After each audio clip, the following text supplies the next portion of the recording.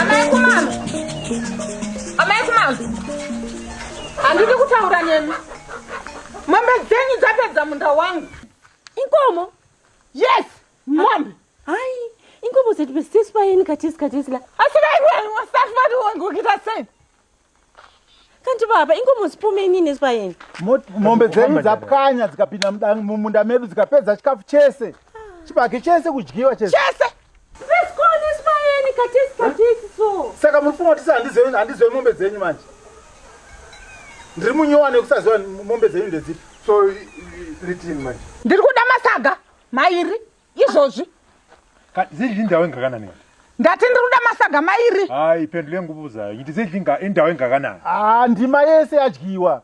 Asihambeni emasimini siyabona So lifuna ukuphila lathi nini hanti? Tipe chibage chedu. Ngithi lifuna ukuphila ngathi hanti? Ye. Piligati. Saka mufunga kuti kunyepesa. So zwana. Nxa lifuna ukuphila ngathi. Hayi, baphi isaka lakho? Eye. Ora sicela lisenzele one saka, alright. Thina siza. Muri kuti no saka. Tipe. Tipe ihlule kwenda. Baba, angikwanisi mina ukulithwala ngeke. Tipe ngithware ndenga. Tipe ngithwara ndenga. Bataya. Aiwa amai mwana ngatidai soka. Ndazvinzwisisa chibage ngachichisarisa. Kutsara kana usingadi kutakura ndotora tsara.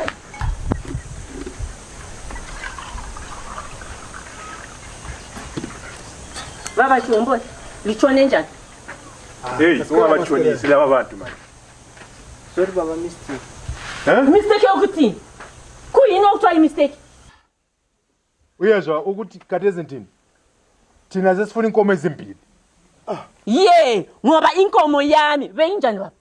Inkomo ibelebele, ufana ukugamula inkomo elebele. Ayikasi. Uliwuzwile. Manje mina ngifuna inkomo ezimbili. Ngimbabe ku position. Kuyiwe nawe. Sorry baba. Watemeleka ngombe wani wewe. Ukugamula inkomo elebele. Atema ngombe wani ko. Koinda. Asinewe noti parireko kudari naiwe. Wati waita si unombozviitireko. Wena mama phakamisa ikhanda man. Hani ngobuchina kuseni. Baba, ndokumbira uregerero mufungi. Mugono wepwere ndiye asina. Uyu mwana uyu koyo. Sondela ngapha. Uregerero kuthini? Ikhize yami kubuhlungu. Mina ngisafuna ukuba lapha mina. Kanti uthini usenzeni? Zwana nakho. Sibayekele nje banjalo. Kusasa senze okukhulu lapha. Abantu bayasibulala lapha. Hayi. Lalela. Basaqina babulala thina. Zwana nilalela. Ngicela unilalela. Hanti. Sorry mama, mistake. Right. Shut up. Shut up. Likhuzo umntaneni lo. Lani lizibeka amakhwapha futhi. Zvinoitwa newana baba. Unotoshaya kuti zvabva ne. Hayi, nakhomala samba. Gogogoy. Yebo.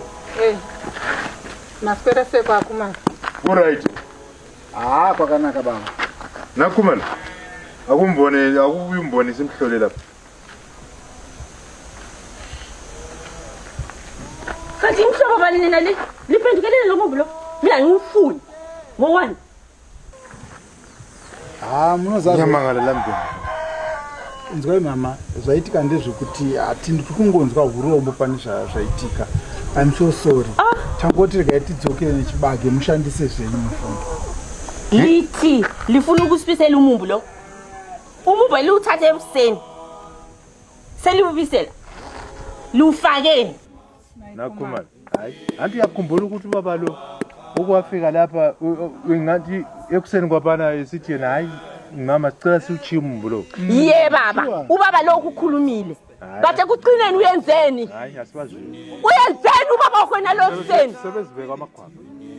Baba khona lokho ngiyakuzwa kodwa mina ngisafuna ukuphila. Njengogogo lo mina ngimthembi baba siyafa lapha ngababuyele lo mumbu wabo. Msambochi kekani mama. Hayi, asizibeka amakhwapha.